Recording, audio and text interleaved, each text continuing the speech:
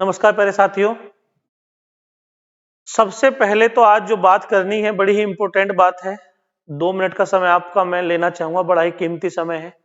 जैसा आप मेरे पीछे लिखा हुआ है उसे देख रहे होंगे आप, और लिखा हुआ है कि एग्जाम नजदीक आने पर घबराहट क्यों होती है, या ऐसा क्या कारण है कि हम बड़े अच्छे पढ़ रहे थे सर, जिस दिन से चला है पता कि परीक्षा तिथि कंफर्म हो गई है, उस दिन के बाद एक अजीब सी घबराहट है कि क्या होगा क्या नहीं होगा। तो मेरी एक बात आप जरा मान लीजिए, आपके एग्जाम में अभी से भी 3 से 4 दिन का समय है। 3 दिन बाद आपकी परीक्षा है, और मैं बहुत सारे बच्चों से मिलता हूं तो वो कह रहे हैं कि सर एक अजीब सी घबराहट है, मतलब एक कॉन्फिडेंस नहीं बढ़ पा रहा है, ऐसा लग रहा है कि पता नहीं होगा कि नहीं होगा। तो उस चीज को मैं आपके लिए बिल्कुल स्पष्ट करना चाहता हूं। ये जो अजीब सी घबराहट है केवल 2 तरीके के बच्चों में होती है। एक तो वो जिन बच्चों ने अपनी तैयारी बहुत अच्छे से की हुई है।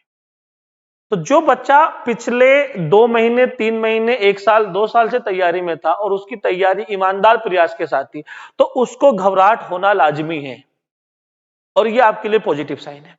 दूसरे वो बच्चे जिन्होंने पढ़ाई बिल्कुल ही नहीं की, अब उन्हें लगा कि यार इस बार भर्ती नहीं हुई तो क्या होगा, तो बेटा आप भी परेशान ना हो, आपके लिए पास बहुत मौके हैं।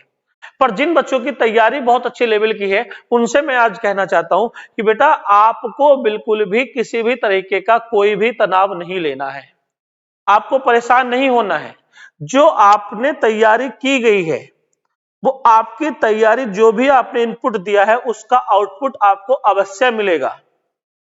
इस बात का ध्यान रखना, आपका प्रयास ईमानदार है तो आपको रिजल्ट जरूर मिलेगा, इस बात को आप बेफिक्र रहिएगा। ठीक है, बिल्कुल भी आपको दिमाग में अपनी किसी भी चीज को लेकर सोचना नहीं है। इस समय सोचने का समय नहीं है, इस समय पढ़ने का है। मैं आपसे बताऊं आपको करना क्या है। आपने जितना भी पढ़ रखा है उसका रिवीजन, सिर्फ उसका रिवीजन, इस शब्द पे ध्यान देना, सिर्फ उसका रिवीजन, नया कुछ नहीं पढ़ना है। इस समय जितना भी आपने तैयार किया हुआ है उसी को बार बार रिवाइज करते चले जाओ। भले ही आपने हिंदी 50 बार पढ़ रखी है, 51वीं बार और पढ़ो। आपने जीएस पढ़ रखी है 50 बार, 51वीं बार और पढ़ो। आपको केवल नया नहीं पढ़ना है, बिल्कुल जो पुराना पढ़ रखा है वही आपको रिवीजन करना है। ठीक है, और हमेशा ध्यान रखना कि आप अपने लिए तनाव तो सबसे पहले आपको लेना ही नहीं है, किसी भी चीज का तनाव नहीं लेना। क्यों? क्योंकि आप अपना बेस्ट हो, यू आर दी बेस्ट। आपको केवल ये है, अपना कंपैरिजन किसी से नहीं करना है। आपको सिर्फ अपना बेस्ट देना है, अपना 100% देना है। देखो, आप यदि दूसरे कंपैरिजन में रहोगे कि मेरे मॉक टेस्ट में 80 नंबर आते हैं, दूसरे के 120 आते हैं, तो ऐसा कुछ नहीं है। मैं ऐसे बच्चों को जानता हूं जो मॉक टेस्ट में एक एवरेज स्कोर करने के बाद भी नंबर ला रहे हैं, और जो जिनके बहुत सारे अच्छे नंबर आते थे वो अभी भी सेलेक्ट नहीं हुए।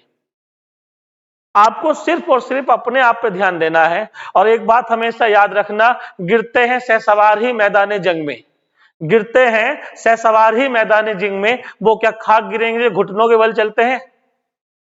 इस बात का आपको ध्यान रखना है कि जो सहसवार होगा यानी कि जो योद्धा होगा उसी की हार जीत होती है, उनकी हार जीत नहीं होती जो घर बैठे हैं और युद्ध देख रहे हैं, दर्शक बने हुए देख रहे हैं।